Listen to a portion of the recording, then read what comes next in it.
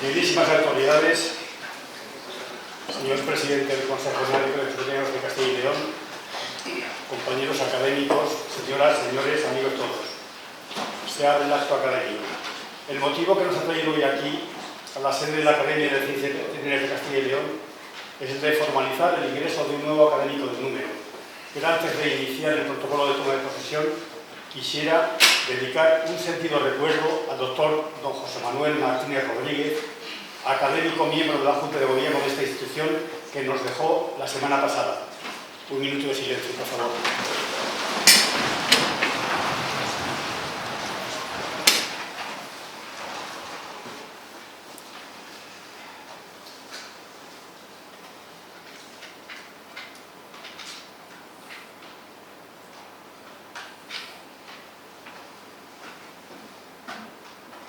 Descanse en paz.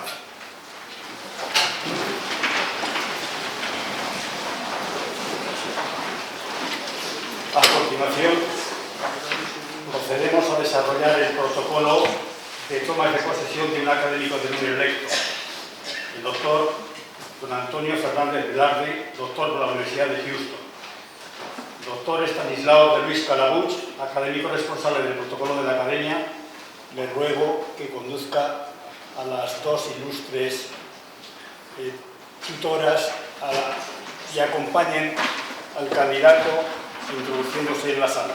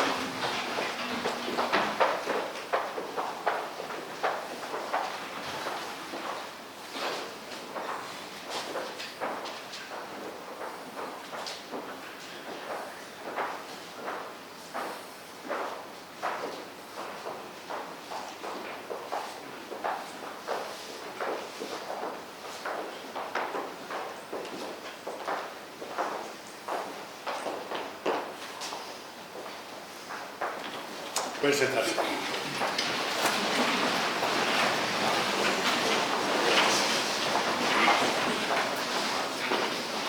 A continuación, el doctor don Antonio Fernández Velarde pronunciará su discurso en el campo de la innovación y las potencialidades de las biotecnologías en los mares y océanos. Don Antonio tiene la palabra para dictar su discurso, cuando quiera.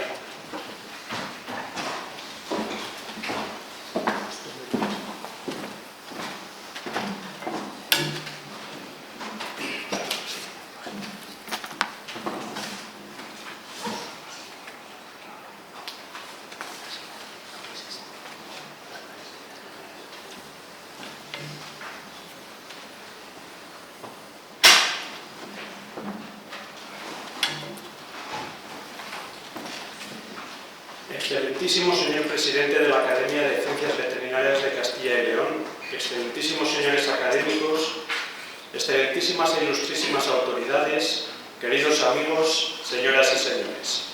Al comenzar la lectura del discurso quiero utilizar mis primeras palabras para recordar al doctor José Manuel Martínez Rodríguez, fallecido la semana pasada, y me gustaría empezar por mencionar que no solo fue un gran profesional y un académico comprometido y destacado, sino sobre todo una gran persona, como atestiguan los muchos amigos que lloramos su pérdida. Quiero agradecerle desde aquí su cariño y apoyo, no solo en el proceso de incorporación a la Academia, sino también en los más de 20 años que hace que nos conocemos, y transmitirle a su familia desde aquí mi tristeza por su ausencia. En palabras atribuidas a Francisco de Quevedo, el agradecimiento es la parte principal de un hombre de bien, y siguiendo tan sabia recomendación, permítanme comenzar estas palabras expresando mi agradecimiento a las personas que han hecho posible mi presencia aquí, tomando posesión de la plaza de académico de número de la Academia de Ciencias Veterinarias de Castilla y León. En primer lugar, gracias a todos los académicos de esta docta institución que hace más de un año me aceptaron como nuevo académico y hoy me reciben en este acto. Quiero trasladarles el agradecimiento profundo que siento por el honor que me hacen y que humildemente creo que no merezco. Gracias especialmente a los académicos que me avalaron, los doctores Rodríguez Ferri, González Seguren y Martínez Rodríguez, por su confianza en mí y por haberme acompañado en el proceso de preparación para esta toma de posesión. Como académico por la cienciación de la biotecnología, la respuesta a mi discurso requiere adentrarse en un área de conocimiento fuera del ámbito de la veterinaria, por lo que quiero reconocer y agradecer expresamente al doctor Juan José García Viéitez, que ha tenido la amabilidad de asumir esa tarea y hacerlo con la profundidad y brillantez que podrán apreciar cuando le escuchen dar la réplica al final de mi exposición.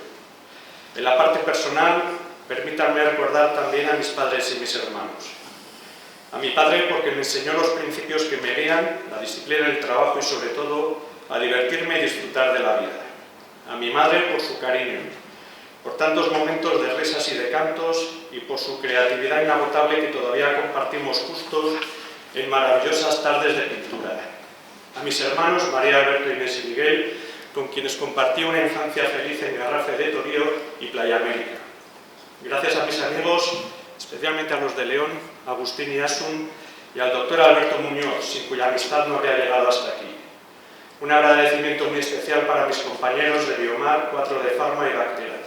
Sois mi otra familia, y vuestra profesionalidad, compañerismo y entrega han sido y son fundamentales para darme la energía para seguir peleando cada día. Mi agradecimiento aún más especial para los que estuvisteis conmigo en los casos en los que las cosas no llegaron a buen puerto, por conseguir que el final del trayecto fuera también un hermoso naufragio. Para terminar este largo listado de agradecimientos, los más importantes, mis hijos, Paula y Nicolás, quienes son, sin lugar a dudas, lo mejor de mi vida y el mayor motivo de orgullo que siento cada día al ver en las personas que os habéis convertido, empáticas, justas, comprensivas, divertidas y valientes. Y por último tú, Carmen, mi compañera, mi amiga, porque el amor que compartimos me ha acompañado en los días luminosos de celebración y éxitos y me ha servido de faro para navegar las noches oscuras de estrellas rotas. Por todo eso, gracias. Y a todos ustedes, a todos vosotros, gracias por ser parte de este viaje y por acompañarme hoy en este día tan especial que no hubiera sido posible sin todos vosotros. Quiero comenzar esta revisión del potencial de la biotecnología azul para aportar soluciones a los mayores retos de la humanidad, volviendo por un momento la vista al pasado, para ver cómo la fascinación por el mar y las posibles aplicaciones terapéuticas de los organismos marinos han acompañado al hombre. En la medicina tradicional china existen referencias a tratados en las dinastías Xia y Shang, 3600 años antes de Cristo, en los que se describen usos medicinales del pez globo, el tiburón chato y distintos tipos de peces voladores. Al periodo posterior, asociado a las dinastías Qin y Han, se le atribuye habitualmente uno de los de referencias médicas más antiguos del mundo, el clásico de materia médica de Shen Nong, también conocido como materia médica del divino granjero. Este compendio de recetas ha sido atribuido a Shen Nong, uno de los emperadores míticos de la historia china, y que vivió aproximadamente 2800 años antes de Cristo, aunque en realidad se trata de una recopilación del conocimiento tradicional realizado a partir del año 200 antes de Cristo. Se describen en este texto las aplicaciones medicinales de las algas pardas y el caballito de mar, extendiéndose hasta llegar a las 13, que incluyen otros animales como tortugas, cefalópodos y moluscos. Un tratado posterior es en materia médica de Tang, publicado durante la dinastía Song, que describe 25 organismos marinos y la forma de prepararlos, entre los que se encuentran varios tipos de moluscos y corales. Y finalmente debemos mencionar el compendio de materia médica conocido como Ben Cao Gang Mu, elaborado en 1578 por Xi Zhenli, un herbolario de la dinastía Ming, que recorre 151 organismos marinos y sus correspondientes usos medicinales. Este compendio se reconoce todavía a día de hoy como texto de referencia en el uso medicinal de plantas y animales. Continuamos nuestro recorrido por la historia de las aplicaciones terapéuticas de organismos marinos en Occidente, donde encontramos, desde el tiempo de los griegos, numerosas referencias a estos usos. Es interesante destacar que, si bien con abordajes muy diferentes, los médicos de la época grecorromana llegaron a definir usos para algunos organismos marinos idénticos a los que aparecen en la medicina tradicional china. El padre de la medicina, Hipócrates, recoge en su texto Corpus Hippocraticum el uso de las algas pardas y el de algunos invertebrados marinos, especialmente las esponjas. La descripción de las propiedades antisépticas de las esponjas y la recomendación de aplicarlas a las heridas de los soldados para prevenir infecciones es uno de los primeros registros escritos del uso médico de animales marinos en el mundo occidental. Podemos destacar también las referencias a las algas pardas de Dioscórides, por sus propiedades antiinflamatorias en su obra de materia médica y por Claudio Elanio en De Natura Animalium. Merece mención especial el uso de cenizas de algas y esponjas para el tratamiento del bocio, pues se da el caso de que fueron utilizadas tanto en la medicina tradicional china e india como en época romana, donde Galeno las utilizaba para tratar inflamaciones del cuello. En la antigua Roma nos encontramos también la recomendación de Plinio el Viejo de usar espinas de mantarraya para el tratamiento de dolores de muelas, o la más pintoresca del médico Escribonio Largo de utilizar descargas eléctricas de rayas vivas de la especie torpedo nobiliana para curar la gota, las migrañas y jaquecas. Las esponjas siguieron siendo un componente importante de la medicina tradicional y en la Edad Media era común el uso de la llamada esponja soporífera, que no era otra cosa que una esponja impregnada en extractos de plantas como el cáñamo, la mandrágora o la amapola blanca, y que se utilizaba para adormecer a los pacientes antes de una intervención quirúrgica. Podemos destacar también la importancia que los organismos marinos reciben en la obra maestra de Avicena, el Canon de Medicina de 1025, en la que se describen más de 26 organismos marinos y su uso en el tratamiento de diversas enfermedades. Dada la estrecha relación de los pueblos españoles con el mar, es lógico que el saber popular recoja el uso de remedios de origen marino, y desde el punto de vista académico cabe destacar la obra del boticario toledano Francisco Vélez de Arciniega, que en 1613 publicó su obra Historia de los animales más recibidos en el uso de la medicina, donde se trata para lo que cada uno, entero o parte de él, aprovecha y de la manera de su preparación, en el que en su libro cuarto se describe el uso de numerosas especies de peces en el tratamiento de enfermedades y recoge información de los textos clásicos de Aristóteles, Plinio el Viejo, Dioscórides y Galeno. Completaremos este breve repaso del papel del mar en la medicina tradicional mencionando que el uso medicinal de algas pardas se ha documentado en los pueblos de los Andes chilenos y peruanos, o el consumo de cianobacterias y microalgas de los géneros Nostoc y Chlorococcus por los aztecas. Por otra parte, el uso de animales o partes de ellos como remedios terapéuticos sigue siendo muy habitual en distintas tribus africanas, y los pueblos costeros recurren a moluscos, equinodermos, esponjas y corales como parte del tratamiento de distintas enfermedades. La aplicación de las técnicas de química de productos naturales para estudiar los principios activos presentes en la medicina tradicional ha permitido la identificación de moléculas que explican las actividades descritas para muchos de estos preparados, especialmente de algas y esponjas. Si bien, en el caso de animales, esa evidencia se ha encontrado en un número muy reducido de ejemplos. De estos estudios se ha concluido que las propiedades antiinflamatorias de las algas pardas provienen de varias moléculas, especialmente los polisacáridos como el fucoidano y los carotenoides como las fucoxantinas, y que sus propiedades analgésicas pueden atribuirse también al fucoidano. El caballito de mar es uno de los pocos ejemplos de animales para los que se ha identificado un principio activo asociado a alguna de sus propiedades medicinales, pero cabe destacar también que para muchas especies utilizadas en medicina tradicional no se ha encontrado una molécula activa y tampoco se ha podido comprobar los beneficios para la salud. A pesar de la indudable valía de la medicina tradicional para crear esfuerzos actuales de identificación de potenciales fármacos, nos sorprenden algunas de las explicaciones descritas en la antigüedad, como por ejemplo el uso del caballito de mar para el tratamiento de la alopecia, descrita tanto por Plinio el Viejo como por Dioscórides, que nos recomiendan quemar el caballito de mar y luego mezclar las cenizas con resina de pino o grasa de ganso y aplicar sobre la cabeza como un ungüento. Para adentrarnos en las aplicaciones de la biotecnología azul, debemos empezar por analizar la diversidad marina. La biodiversidad de los ecosistemas marinos es bien conocida, y aunque actualmente solo existen unas 250.000 especies de organismos marinos descritas, las estimaciones del número real de especies lo sitúan entre 2,5 y 10 millones. Entre las distintas estimaciones, quizá el número más afectado es el que se recoge en el Registro Mundial de Especies Marinas, o WORMS, donde se estimó que en el mar hay aproximadamente 2,2 millones de especies, de las que 1,3 millones pertenecen a procariotas. En lo referente a los microorganismos, las estimaciones sobre el número y diversidad de especies se basan en estudios metagenómicos parciales y que para el caso de microalgas, bacterias y hongos marinos probablemente se quedan órdenes de magnitud por debajo de la realidad.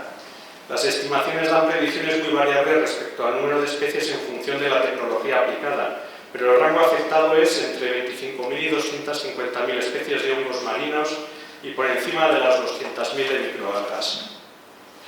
Esta diversidad biológica tiene un paralelismo en los compuestos naturales producidos por invertebrados y microorganismos marinos.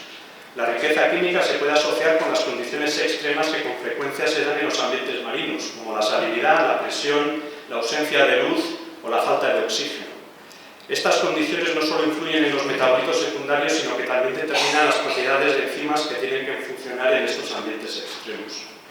La diversidad química de las moléculas marinas presenta diferencias con el espacio químico descrito para organismos terrestres, aunque lógicamente existe un solapamiento entre ambos. La comparación de las estructuras de los productos naturales aislados de organismos marinos y terrestres ha permitido identificar una serie de diferencias que incluyen la presencia en las estructuras de origen marino de cadenas laterales más largas, anillos más complejos con entre 8 y 10 átomos de carbono, más nitrógeno y menos oxígeno, y una mayor presencia de halógenos, sobre todo rojo. A la hora de establecer una relación entre las condiciones del medio marino y las características de los metabolitos, enzimas y macromoléculas producidos por los organismos que viven en ellas, es importante destacar que las condiciones en el mar pueden variar de forma radical de unos ecosistemas a otros.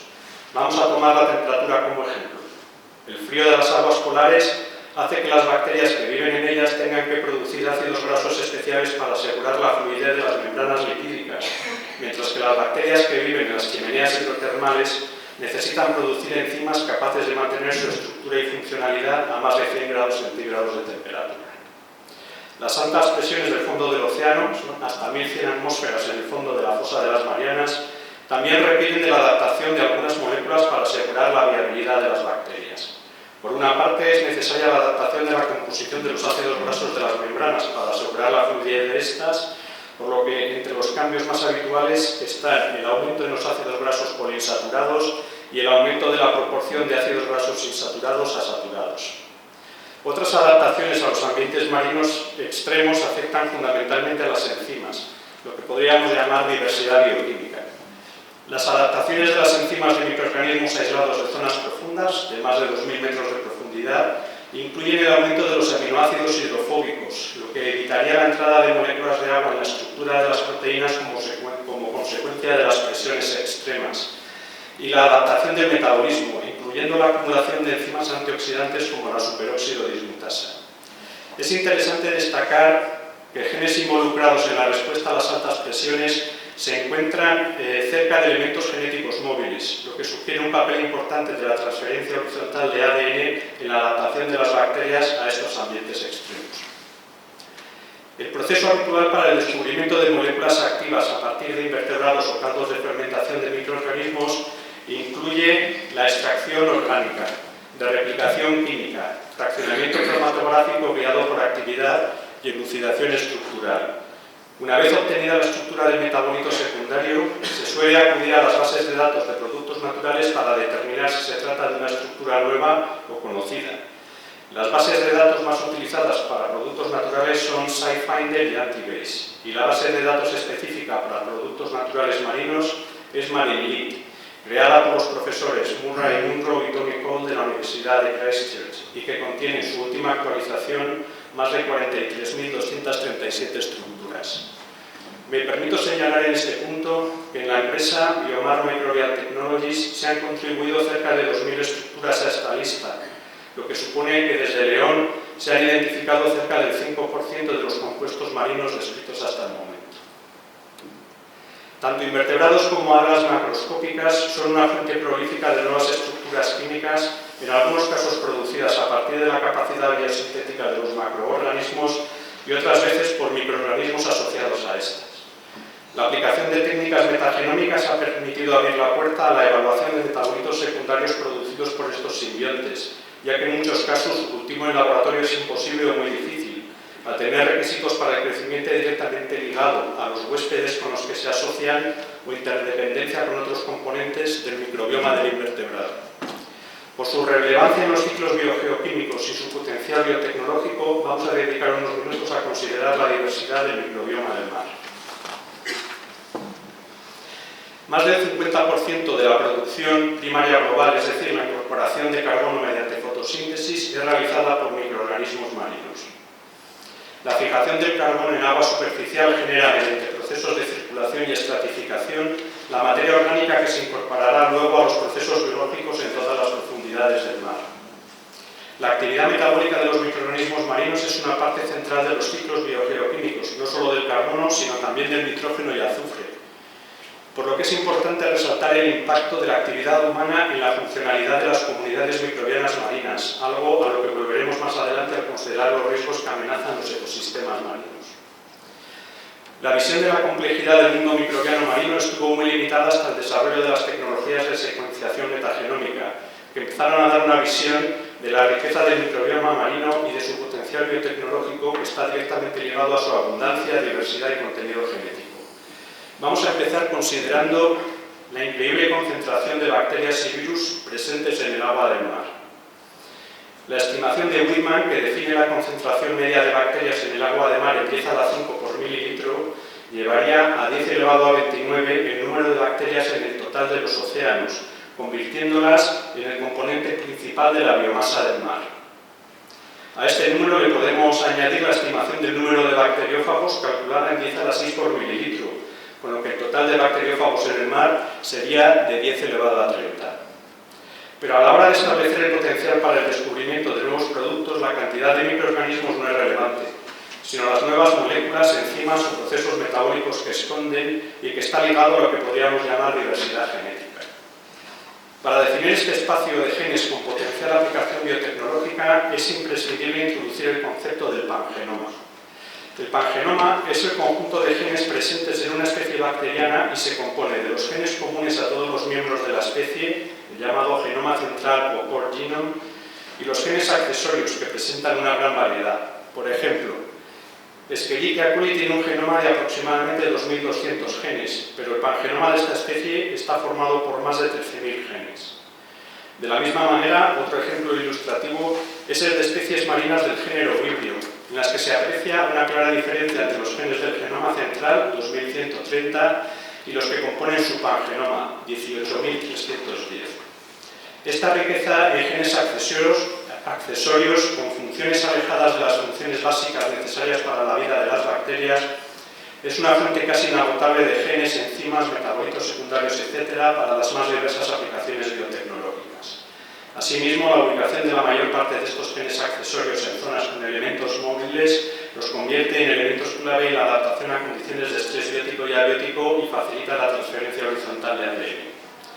Las estimaciones sobre el número de genes existentes en el mar varían en función del abordaje utilizado en el estudio, pero fundamentalmente se basan en la metagenómica, sobre todo de los proyectos de secuenciación del Global Ocean Sampling Expedition, liderado en 2006 por Craig Venter, y el proyecto Tara Ocean Project, que ha suministrado las secuencias genómicas para multitud de estudios posteriores.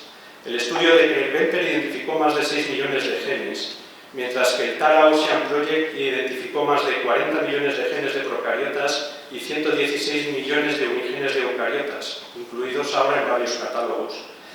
Estos datos representan la punta del iceberg de la diversidad genética marina, como se incluye de estudios posteriores que, basándose en estas secuencias y los datos de otras expediciones, elevan el número de posibles genes presentes en estas muestras metagenómicas a más de 2.500 millones. En definitiva, aunque a día de hoy solo podemos especular sobre el número de genes diferentes que existen en el mar, si tenemos en cuenta los datos que hemos visto de los números estimados de especies bacterianas, de hongos, algas y animales marinos, así como el número medio de genes que contienen, nos encontramos con un número a tomar como referencia de 10.000 millones de genes.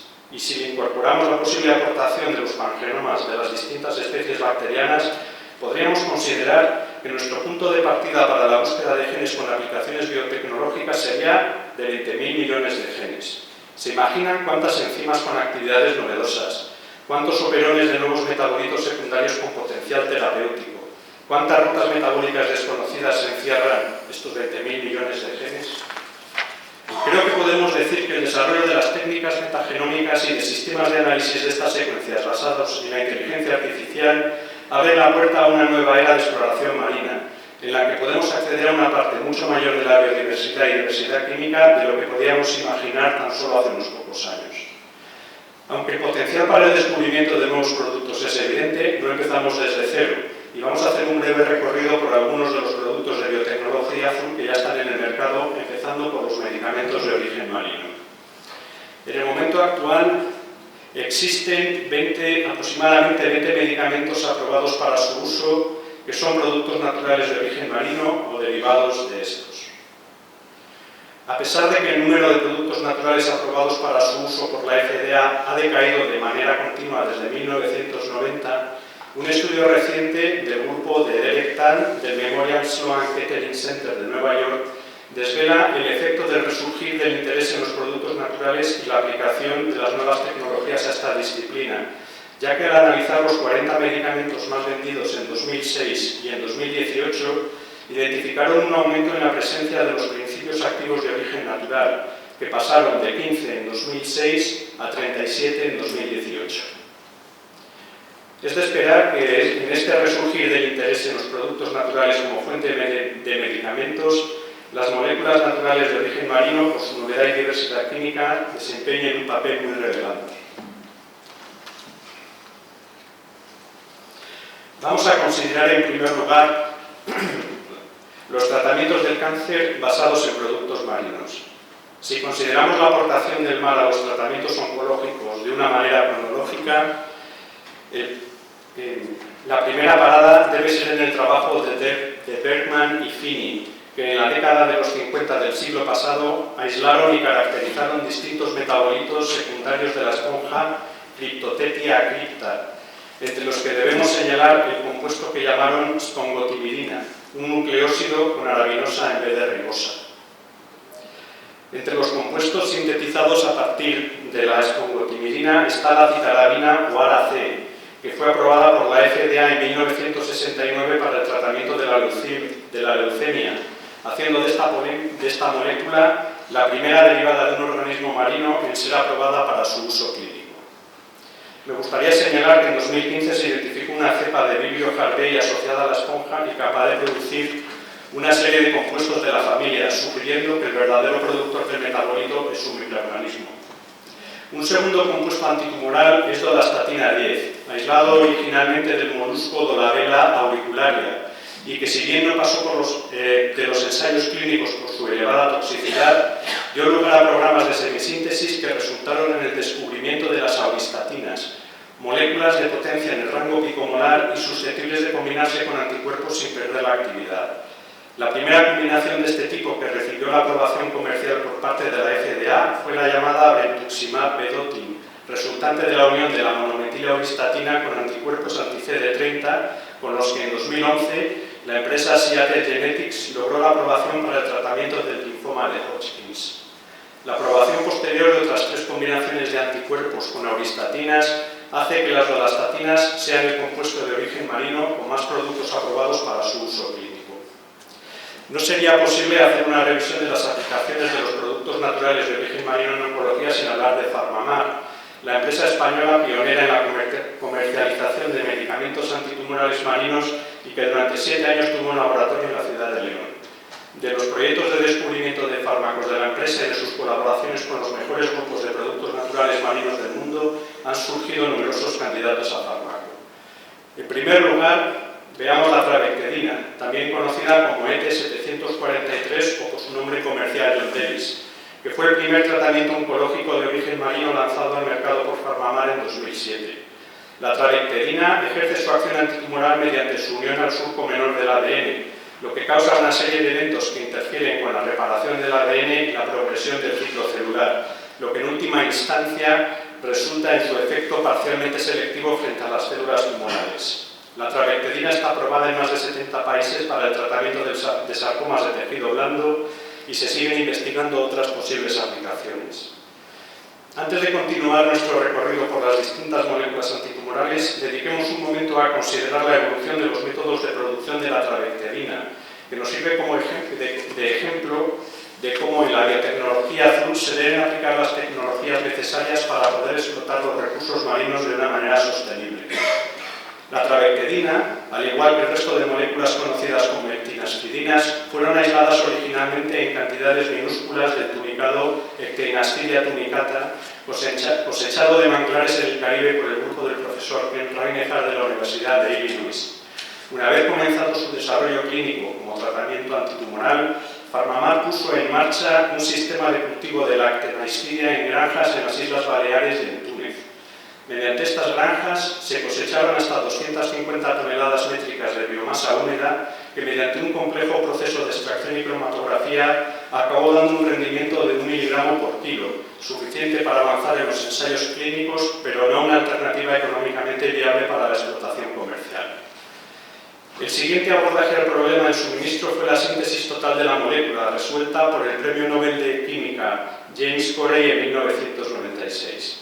La complejidad de la estructura determinó un proceso de síntesis que suponía 46 pasos y del que se obtenía el compuesto con un rendimiento del 1%, mejor que el aislamiento mediante extracción a partir del invertebrado, pero aún así demasiado ineficiente y sobre todo demasiado caro. Finalmente, la solución al problema del suministro de la trabectedina vino mediante un abordaje semisintético. En este proceso se tomó como punto de partida la cianosafracina B, una molécula que se obtiene en grandes cantidades por fermentación de la bacteria Pseudomonas fluorescens. Una vez purificado el compuesto natural, se realiza un proceso de síntesis de 8 pasos que permite obtener la trabectedina en cantidades de gramos o kilogramos, suficientes para el suministro de forma estable para la comercialización del Yondelis y compatible con el cumplimiento de las normas de correcta fabricación, o GMP por las iniciales en inglés, necesarias para la fabricación de medicamentos.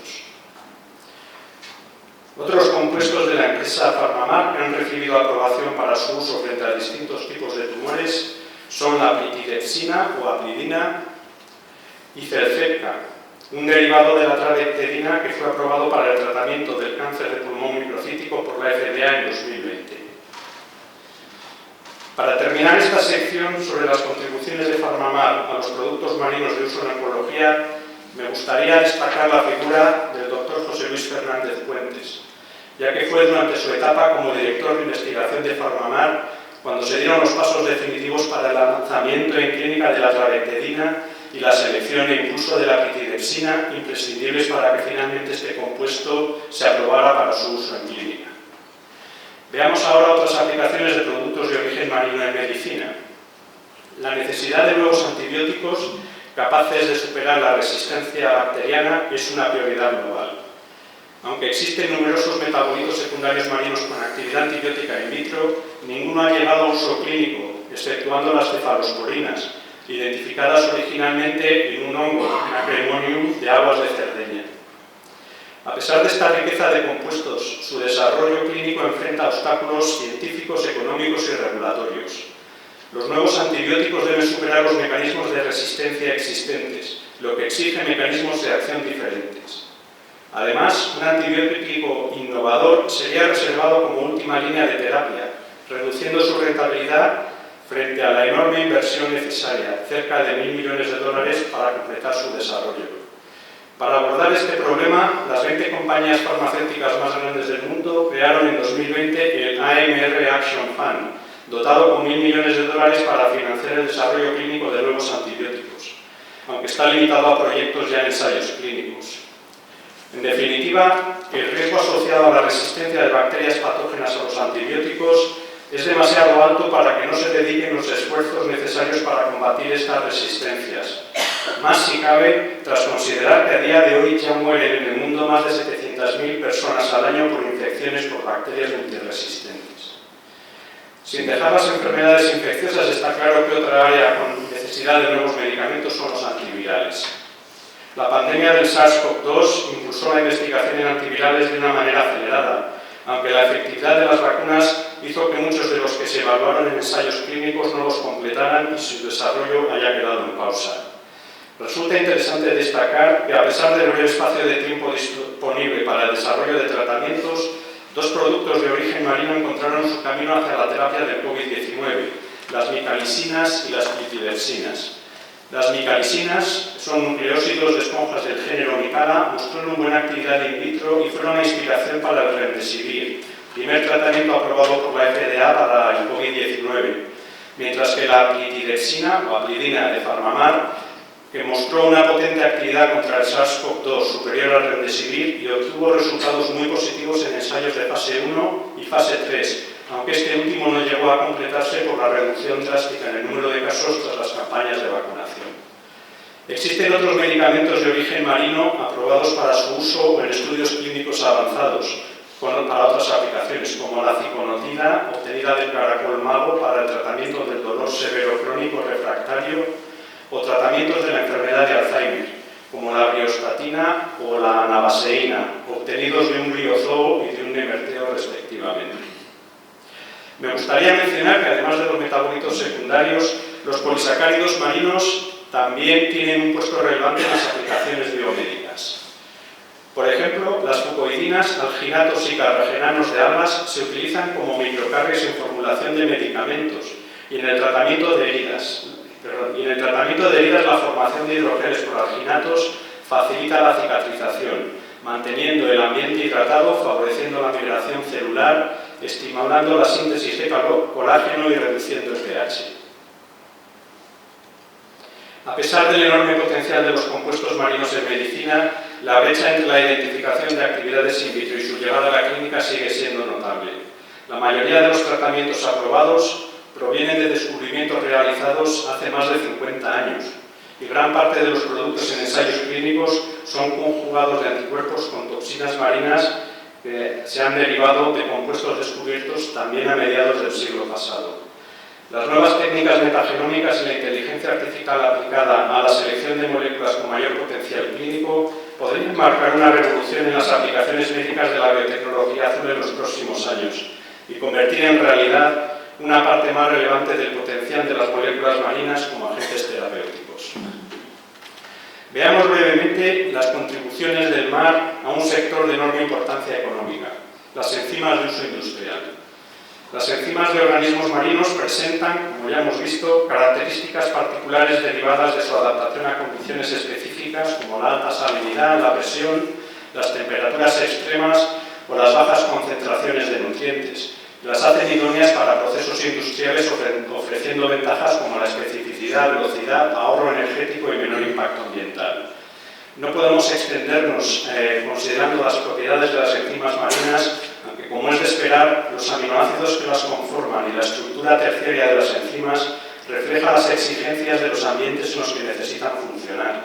Sirva como ejemplo el potencial catalítico en condiciones extremas el de la galactosidasa de Alodorum lacusprofundi, que funciona en un rango de salinidad de 0,5 a 4,5 molar y temperaturas entre los 4 y los 70 grados centígrados. Las enzimas marinas suponen actualmente un porcentaje muy pequeño del total de enzimas industriales, pero el acceso a nuevas enzimas adaptadas a requerimientos industriales muy exigentes a través de las secuencias genómicas y su expresión en huéspedes heterólogos adecuados debe resultar en un crecimiento muy significativo de la cuota de mercado. Efectivamente, el mercado global de las enzimas supera los 15.000 millones de dólares anuales y se espera que la cuota de mercado de las enzimas marinas pueda alcanzar ventas de 1.000 millones de dólares en los próximos 3 años.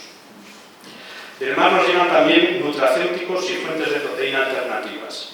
Aunque la pesca y la acuicultura son de las principales fuentes de proteína para la humanidad, este aspecto se considera fuera del ámbito de la biotecnología. Pero desde el mar nos llegan también soluciones biotecnológicas a las necesidades de alimentar una población en continuo crecimiento. Con una población mundial que se acercará a los 9.700 millones en 2050, encontrar fuentes proteicas alternativas se vuelve imperativo. Y las microalgas representan una solución prometedora, ya que no compiten por tierra cultivable, contribuyen a la captación de CO2 y poseen perfiles de aminoácidos óptimos para el consumo humano. Aunque su uso no ha sido muy extendido, se conoce desde al menos el siglo XVI, cuando los aztecas del lago Texcoco las consumían, y en ese mismo lugar se lanzó en años 1974 un producto de espirulina para consumo humano. A pesar de su enorme potencial, las microalgas enfrentan obstáculos para su adopción masiva, problemas de consistencia entre lotes, intenso color y preocupaciones sobre contaminantes. Este temor sobre las contaminaciones ha impulsado el uso de fotobioreactores, aunque el uso de estos sistemas encarece mucho el producto y dificulta su competitividad con otras fuentes tradicionales de proteína. Entre los nutracéuticos marinos destacan los ácidos grasos omega 3, particularmente los ácidos docosahexanoico y eicosapentanoico. Desde la descripción de sus efectos cardioprotectores en los años 80, su demanda ha crecido exponencialmente, incorporándose en numerosos alimentos y suplementos. Los ácidos grasos omega 3 y su correcto balance con los omega 6 tienen un gran impacto en la salud humana y animal, por lo que el consumo anual en distintas preparaciones y purezas alcanza los 2,2 millones de toneladas métricas. Tradicionalmente, estos ácidos grasos se obtenían de pescados azules de aguas frías, pero esta práctica plantea graves problemas de sostenibilidad. El consumo anual de aceite de pescado supera el millón de toneladas métricas, requiriendo la captura de aproximadamente 30 millones de toneladas de pescado. Estos pescados, de poco valor comercial, se utilizan también para generar harinas de pescado, otro componente fundamental de los piensos en acuicultura y ganadería. Este modelo extractivo es preocupante. Se necesitan unos 5 kilos de pescado salvaje para obtener 1 kilo de pescado de piscifactoría. Afortunadamente, alternativas más sostenibles están emergiendo. Los traustopítridos, protistas marinos frecuentemente descritos como algas heterótrofas, pueden acumular hasta un 50% de su peso seco en fosfolípidos, de los cuales un 25% son ácidos grasos omega 3. Su cultivo ofrece ventajas significativas. Los perfiles de ácidos grasos son más simples, facilitando la purificación. Se pueden aprovechar residuos agroalimentarios para su cultivo y los rendimientos son notables, llegándose de forma habitual a rendimientos de 4 gramos por litro de DHA. Aunque inicialmente los ácidos grasos omega 3 de traustopítridos se utilizaron para la alimentación humana, la mejora en los rendimientos ha resultado en que actualmente casi el 50% de los ácidos grasos omega 3 utilizados en la acuicultura sea de esta fuente. Otro nutriente notable es la astaxantina, un carotenoide y potente antioxidante responsable del color rojizo de crustáceos y salmones. Su capacidad antioxidante no solo neutraliza especies reactivas de oxígeno, sino que también induce genes de respuesta al estrés oxidativo y reduce la expresión de citoquinas proinflamatorias. La importancia de la astaxantina como mecanismo natural antioxidante y de fotoprotección es evidente si consideramos que existen rutas biosintéticas para su producción en hongos, microalgas y bacterias, y que aquellos organismos que no la pueden producir tienen mecanismos para su acumulación, como los crustáceos o los peces.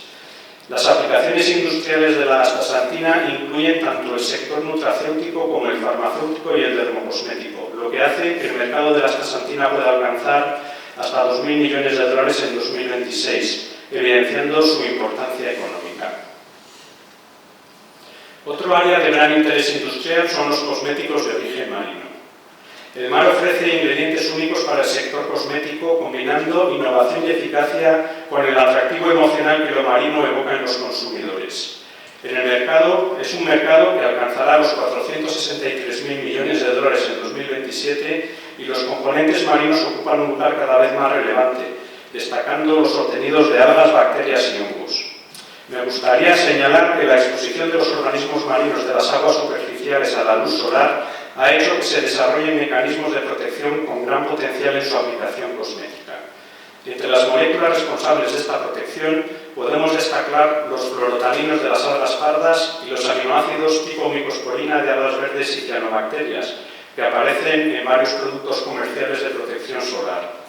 Entre los fluorotaninos de las algas pardas mencionaremos el diecol, aislado de Clonia cava, que ofrece protección frente a ultravioleta B, y el trifluoretol C, que además muestra una potente inhibición de la tirosinasa, confiriéndole propiedades blanqueantes. Las microalgas y cianobacterias aportan los aminoácidos tipo micosporina como fotoprotectores y antiinflamatorios, y por otra parte, carotenoides y polisacáridos que además de efectos antioxidantes tienen propiedades hidratantes óptimas. En los productos cosméticos obtenidos de microalgas encontramos también algún potente blanqueante aislado de las cianobacterias, y si incluimos a los prostoquítridos debemos mencionar los ácidos grasos omega 3 o incluso el escualeno. El cultivo controlado en piscinas o fotobioreactores hace que estos organismos representen una fuente sostenible de ingredientes cosméticos. Entre las aportaciones de las bacterias destacan productos como el Marine Cetiopeptide, un ciclopéptido antiacné desarrollado por Biomar en León, y la antarticina, un glicopéptido de pseudoalteromonas antártica que protege la piel en condiciones de frío intenso. Los hexopolisacáridos bacterianos emergen como alternativas naturales al ácido hialurónico, destacando el extracto de pseudoalteromonas y el alisine de bacterias extremófilas, así como el uso de biosurfactantes bacterianos para crear las emulsiones necesarias para las aplicaciones de los principios activos. Finalmente, y como no podía ser menos, vamos a mencionar algunas aplicaciones veterinarias. En el ámbito veterinario, aunque no existen medicamentos de origen marino de uso exclusivo en salud animal, tanto los polisacáridos marinos para la cicatrización de heridas como las cefalosporinas tienen un amplio uso. Existen numerosas referencias al potencial de extractos de algas contra parásitos de interés veterinario, actividad asociada a fucoidanos y carragenanos, mientras que las lectinas de algas son efectivas contra ácaros. Aunque ninguno de estos productos ha llegado a convertirse en un producto comercial, es esperable que, dado el interés que han despertado estas posibles aplicaciones, alguno de ellos complete su desarrollo clínico en los próximos años. En la alimentación animal, las microalgas aportan proteínas, carotenoides y ácidos grasos omega 3, y a pesar del camino ya recorrido en la sustitución del 50% de los aceites de pescado, aún queda mucho trabajo por hacer para la sustitución de harinas de pescado. En este sentido, podemos destacar el estudio realizado hace más de 10 años por Biomar, donde se observó que la sustitución del 50% de la harina de pescado por espirulina seca no afectaba el crecimiento de langostinos y mejoraba su perfil nutricional. Las emisiones de metano por los rumiantes aparecen con frecuencia como parte del debate sobre la sostenibilidad, al estimarse que aproximadamente el 12% del metano antropogénico proviene del ganado. La inclusión de microalgas y algas en la alimentación animal, algo que por otra parte se lleva haciendo en zonas costeras desde tiempo inmemorial, resulta en una reducción significativa de las emisiones de metano. Y, por ejemplo, la inclusión de Asparagopsis taxiformis al 1% en piensos redujo las emisiones de metano en un 67%, gracias al bromoformo, un metabolito secundario que inhibe el último paso de la metanogénesis. El papel de la biotecnología azul en la innovación en la alimentación animal se aprecia fundamentalmente en la agricultura, donde el uso de los ácidos grasos omega 3 en las cantidades adecuadas permite mejoras en el rendimiento de las explotaciones de hasta un 13%. No podemos terminar este recorrido sin mencionar, aunque brevemente, los riesgos a los que nos enfrentamos. En el Antropoceno, caracterizado por el dominio del Homo sapiens en el planeta, la actividad humana afecta a los ecosistemas marinos de manera dramática, con un amplio abanico de problemas para los que la comunidad científica busca solución. Entre estos problemas podemos destacar la eutrofización del agua, la pérdida de biodiversidad, la acumulación de micro y nanoplásticos, la redistribución de las especies y cambios genéticos, morfológicos y fenológicos en gran número de especies. Quiero señalar, por sus posibles consecuencias y al mismo tiempo poca visibilidad mediática, la reducción del pH del agua del mar, consecuencia directa del aumento de las temperaturas y el cambio en la concentración del CO2 atmosférico. Es indudable que las comunidades microbianas se adaptarán a las nuevas condiciones, pero es evidente también que estas adaptaciones implicarán la desaparición de parte de la riqueza biológica del mar y que podrían tener un impacto sobre los ciclos biogeoquímicos de consecuencias impredecibles. En conclusión, por todo esto, creo que debemos dedicar esfuerzos a profundizar en nuestro conocimiento de la diversidad marina, biológica, química y genética, y comprender el impacto de la actividad humana sobre ella, ya que sólo así podremos identificar y aprovechar sus recursos antes de que sean dañados irreversiblemente. Y en conclusión, este recorrido por la biotecnología azul evidencia el inmenso potencial del mar para aportar a través de la biotecnología productos que mejoren nuestras vidas y reduzcan el impacto ambiental de nuestras actividades. Los avances tecnológicos recientes, especialmente en secuenciación y análisis metagenómico, han permitido identificar enzimas con características novedosas y metabolitos secundarios con estructuras químicas y actividades antes desconocidas. A lo largo de este discurso hemos navegado por las vastas posibilidades que ofrece la biotecnología azul, desde tratamientos para el cáncer a antivirales novedosos, desde enzimas adaptadas a condiciones extremas hasta nutracéuticos como los omega-3 y la astaxantina, desde ingredientes cosméticos innovadores hasta aplicaciones agrícolas y veterinarias prometedoras. Hasta el momento, este potencial ha sido aprovechado de manera casi insignificante, y si bien es cierto que las nuevas tecnologías acercan la posibilidad del descubrimiento de nuevos productos a un ritmo insospechado hasta los últimos años, la amenaza que las actividades humanas representan para los ecosistemas y especies marinos ponen en peligro estos descubrimientos y nos arriesgamos a perderlos antes incluso de haberlos encontrado. Los retos que enfrentamos como sociedad son complejos y en ocasión parecen irresolubles. Sin embargo, el océano aún esconde tesoros biológicos y químicos que pueden ayudarnos a superarlos. La biotecnología azul no solo representa una oportunidad económica, sino también una vía hacia modelos más sostenibles de producción y consumo. Miremos el futuro con optimismo, pues en las profundidades marinas puede encontrarse la respuesta a algunos de nuestros mayores desafíos. El mar, que dio origen a la vida en nuestro planeta, continúa ofreciéndonos soluciones para preservarla y mejorarla. He dicho.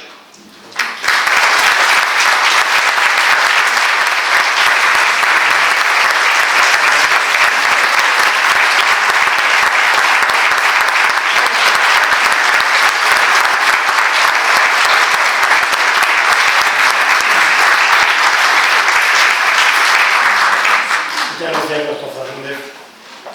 Tiene la palabra el académico del número doctor García Viéquez, quien en representación de la academia está ejerciendo de tutor del candidato y en este caso ejecutará la laudatio y la oportuna contestación del discurso pronunciado. Doctor García Viéquez, proceda cuando quiera.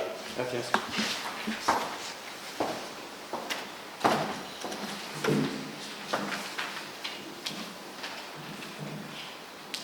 Excelentísimo señor presidente de la Academia, excelentísimos e ilustrísimos señores académicos, ilustrísimas y excelentísimas autoridades, señoras y señores.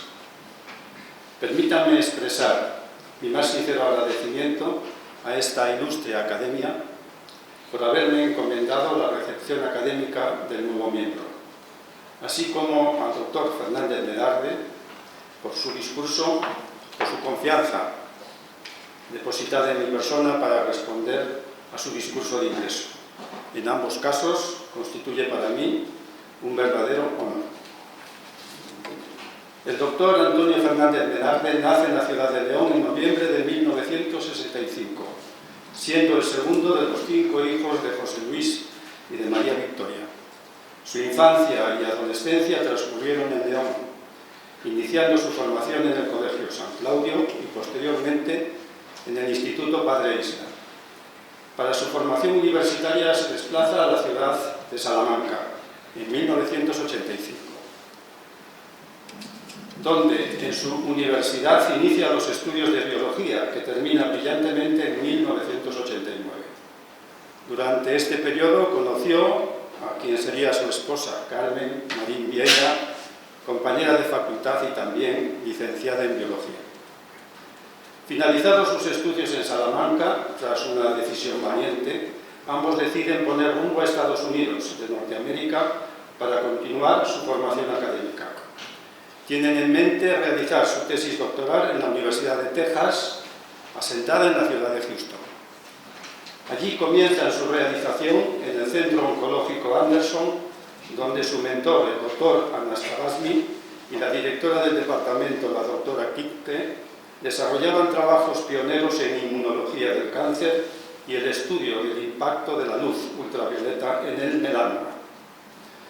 En esta etapa, durante 2 años, disfruta de una beca predoctoral al tiempo que completa su formación internacional en el laboratorio Cold Spring Harbor, donde tuvo la oportunidad de conocer al doctor Jim Watson. Defendió con éxito su tesis doctoral en 1994 titulada Mecanismos moleculares de la sensibilidad a TNF, inducida por el oncogen HA-RAS, obteniendo el título de doctor en Ciencias Biomédicas por la Universidad de Texas. A continuación de esta frase, disfruta de 3 becas postdoctorales otorgadas por 3 centros de referencia internacional: el Centro Oncológico Anderson en Houston, Texas, el Centro Oncológico Dana-Farber en Boston, Massachusetts, y el Instituto Nacional del Cáncer de Estados Unidos.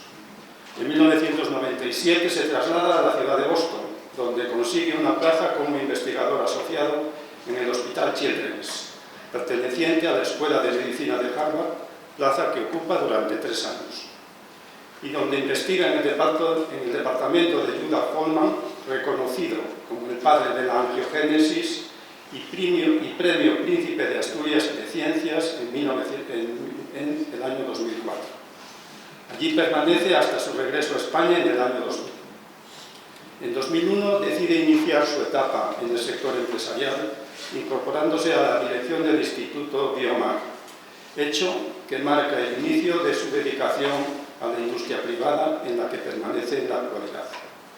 El doctor Fernández Merarde nos dice que se siente un continuador de la labor industrial que inició su padre, el doctor Fernández Puentes, quien en 1996 puso en marcha el Instituto Biomar. Con él compartió un año de trabajo y, aunque se le hizo muy corto, es uno de los recuerdos que atesora con más cariño. El Instituto Biomar es una empresa que en la actualidad ofrece una oferta muy amplia en productos en los campos farmacéuticos, agroalimentario y cosmético, y cuenta en estos momentos con una plantilla de 38 personas. También participa en la creación de otras 2 empresas del mismo ámbito, Bactera Spain y 4 de Pharma León, y en los que ocupa sucesivamente los cargos de director de I+D del Instituto Biomar, director general y miembro del Consejo de Administración de 4 de Pharma, director de planta y vocal del Consejo de Administración de Bactera Spain y consejero delegado del Instituto Biomar. Como él mismo señala, entre los logros de los que se siente más orgulloso está el haber conseguido que el trabajo realizado en León, en Biomar, sea referencia en todo el mundo en la I+D de productos naturales marinos, así como el trabajo realizado en 4 de Pharma en la fermentación anaerobia para el sector farmacéutico. Termino este laudatio resumiendo los principales indicadores de su actividad académica y empresarial. Ha publicado 32 artículos de investigación pertenecientes a las líneas de investigación del cáncer y a la investigación industrial, todos ellos publicados en revistas internacionales de reconocido prestigio y con índices de impacto elevados. Ha disfrutado de 14 proyectos de investigación concedidos tanto por organismos nacionales como internacionales para el desarrollo de las distintas funciones industriales de la empresa Biomar. Figura como inventor en 12 patentes internacionales sobre compuestos y procesos biotecnológicos aplicados a la salud humana y animal, así como a la agricultura sostenible. Finalmente, indicar que ha sido conferenciante invitado en 3 congresos internacionales, presentado comunicaciones en 5 congresos celebrados en Estados Unidos y participado como conferenciante invitado en 10 instituciones públicas y privadas, tanto nacionales como internacionales. El doctor Fernández Merarde acaba de presentarnos su discurso de ingreso, que lleva por título el tema Biotecnología Azul, Innovación de Origen Marino.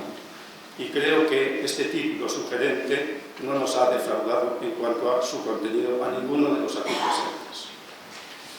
El inicio de su relato es un ameno e ilustrativo repaso histórico del uso de los productos marinos en todas las culturas. Desde un enfoque histórico, la relación del ser humano con el mar ha evolucionado desde la simple recolección de alimentos hasta la exploración de sus organismos con fines terapéuticos. A continuación nos describe los distintos tipos de organismos marinos y sus características más representativas, como son la biodiversidad y la diversidad química, que van a explicar por qué ellos mismos y sobre todo las sustancias que producen van a ser utilizados con distintos fines. También nos recuerda que para que estos organismos marinos o las sustancias que producen puedan ser utilizados en la práctica, deben ser sometidos en muchos casos a diferentes procesos en las industrias biotecnológicas. Sigue a continuación una serie de apartados en los que nos describe los principales productos marinos, las distintas sustancias y organismos ordenados por su actividad y campo de aplicación. Así nos dice que en medicina los compuestos de origen marino han dado lugar a productos con aplicaciones concretas, como antitumorales, antibióticos y antivirales. También menciona los enzimas, los biosurfactantes, los nutracéuticos marinos, así como las aplicaciones en cosmética, agricultura y veterinaria, donde concretamente nos dice que algunos extractos de algas han mostrado actividad antiparasitaria interesante, así como que los extractos de algas y microalgas se utilizan en la mejora de la producción de leche, de carne y en acuicultura. También nos dice que el mercado de los productos derivados del mar está en fuerte expansión, pero nos advierte que el uso intensivo de recursos marinos sin regulación podría llevar a la extinción de especies antes de que su potencial biotecnológico sea descubierto. En la parte final de su discurso nos gratifica, nos castiga y luego nos da esperanza.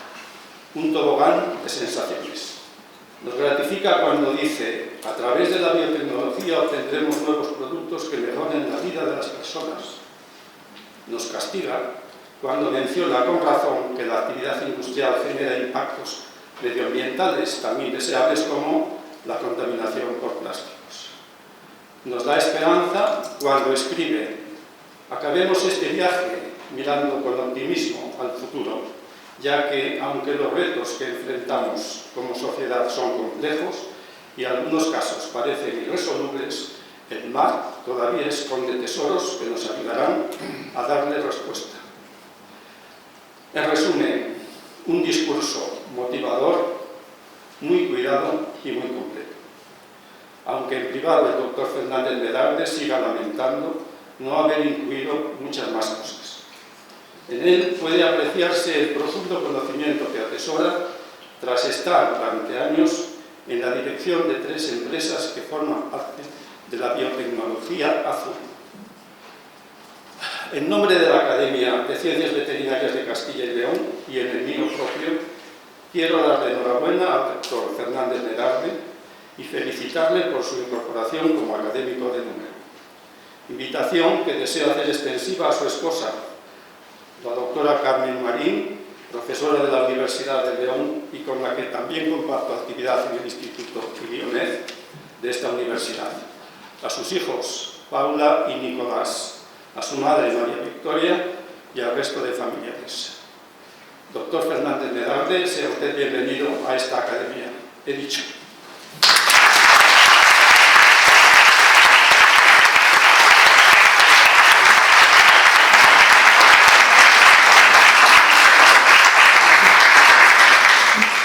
Muchas gracias, doctor García Vieites. Procedemos ahora a la imposición de los vínculos acreditativos de su condición de académicos de número de la institución. Por favor, don Estanislao Luis. Por favor, doctor Fernández, acérquese. En primer lugar, el presidente le impondrá la medalla con la que se presentará a todos los actos oficiales que convoque esta institución.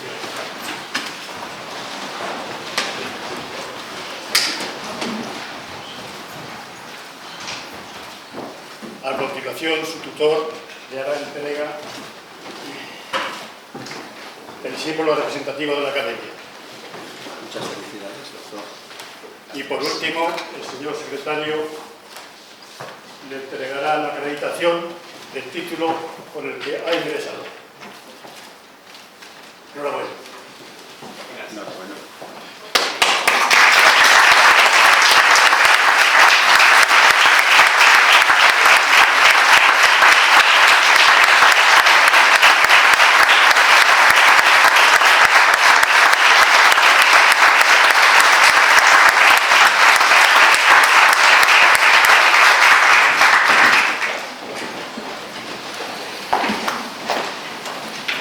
Para terminar, quisiera resaltar el magnífico discurso que el nuevo académico ha pronunciado sobre el tema de tanto interés actualidad y futuro, profundo y sesudo síntesis del tema.